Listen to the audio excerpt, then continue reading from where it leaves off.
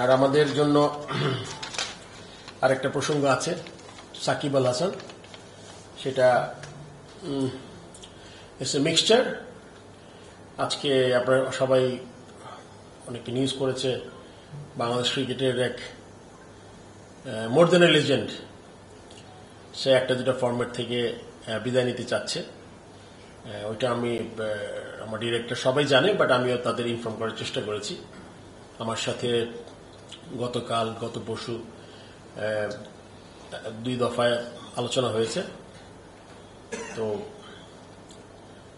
এটা আমার নতুন করে কিছু বলার নাই। সাকিব ওর আমি ইন্টারভিউটা দেখেছি, আমার সাথে যেই কথাটা হয়েছে এক্স্যাক্টলি সেটাই তুলে ধরেছে। তো আমাকে এখানে নতুন করে অ্যাড করার কিছু নাই। সো এই মিসেলেনিয়াস আরো কিছু ডিসকাশন, আপনারা জানেন 4 ঘন্টা তো এই কটা জিনিস হবে না, বাট আরো ডিসকাশন হয়েছে ওগুলার ডিটেল না গেলাম। এর মধ্যে আমাদের এক আম্পায়ার মারা গেছেন, নিহত, মানে he was like killed brutally.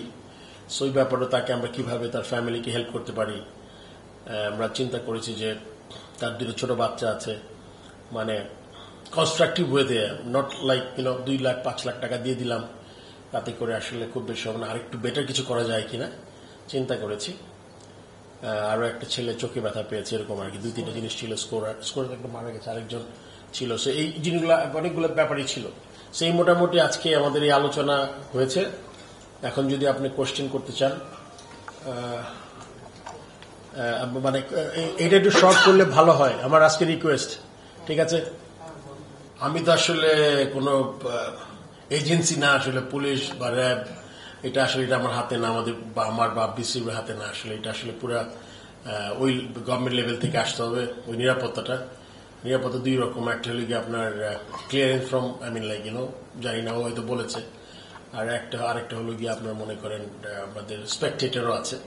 সেই ব্যাপারটা তার ডিসিশন নিতে হবে। এটা আসলে আমরা এটাতে তেমন পার্ট হতে পারবো না। আসলে এটা আমি এই মুহূর্তে আমরা কিছু বলতে পারবো না বোর্ড থেকে আমরা কি করতে পারি, বিকজ আমরা তো আসলে এরকম একজন ব্যক্তিগত মানুষকে নিরাপত্তা দেওয়ার মতো আমাদের নাই, মানে কি বলবো, অ্যাবিলিটি নাই আর কি বোর্ড।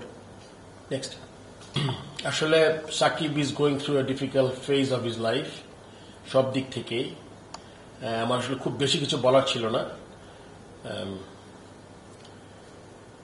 তাকে বোঝানোর চেষ্টা করি নাই। সে যে কারণটা দেখিয়েছে, যে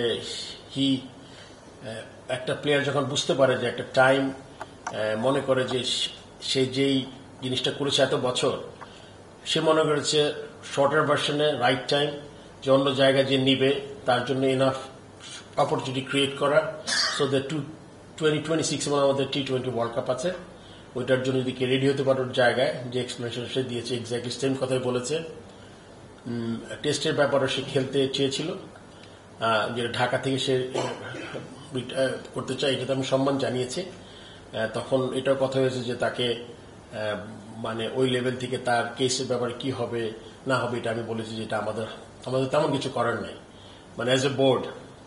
বাট পুরোপুরি ওই জিনিসটা আছে যে ও যদি এখান থেকে লাস্ট টেস্টটা খেলতে পারে, ওর মতে আমি বিশ্বাস করি যে নাথিং লাইক ইট। সেটা যদি হয় খুব ভালো হবে, আর বাকিটা ওর ডিসাইড করতে হবে। কেননা ক্লিয়ারেন্সটা কে দিবে, এটা আমাদের বোর্ড থেকে কিন্তু আমরা ক্লিয়ারেন্স দিতে পারবো না। এই ব্যাপারটা এটা অবশ্যই আপনার একদম উচ্চ পর্যায় থেকে আসতে হবে।